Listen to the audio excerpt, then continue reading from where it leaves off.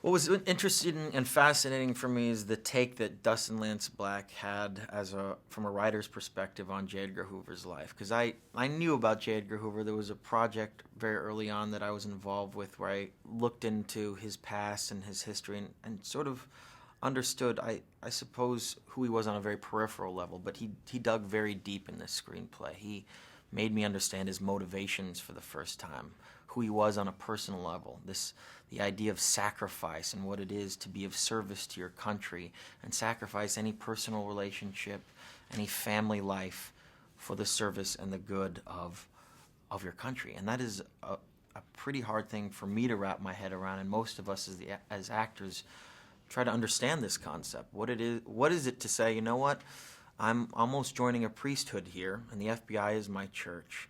And what is important for the FBI is important to me, and if that means not having any personal life, that means not having any personal life. And understanding the motivations of his mother and how she was this strange stage mom in a way in the world of politics. She wanted her son to be rise to great glory and fame in the world of politics, and he lived with her until he was 40 years old.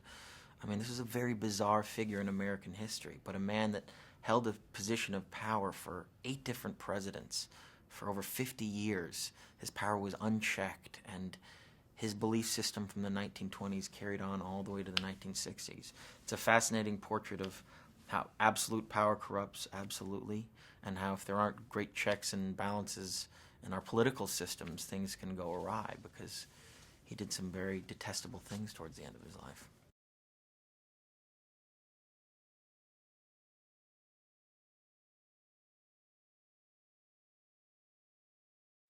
Well, we did the younger sort of Hoover years for the first month and a month and a half, and then we had a couple weeks towards the end where I got to make the transition into the older J. Edgar, which was very beneficial for me, having sort of lived his life out as a young man, and then we went through this, sort of rigorous makeup process for 5-6 hours a day to transform and to also have the weight not only on a physical level of J. Edgar Hoover, but the weight of that many years of experience. So, to do a scene where I'm speaking to a young Robert F. Kennedy and calling him a young man and, a little whippersnapper, and you're still wet behind the ears, it was very beneficial for me to be able to play out the early years.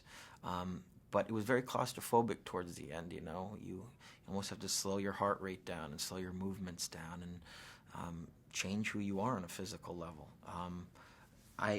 I can't say I enjoyed it. It was incredibly challenging, and like I said, I wanted to tear this makeup off every single day and sort of break through. But it was incredibly important to show that transition in J. Edgar Hoover, to see what he became, this political dinosaur that just held on to his political beliefs for way too long.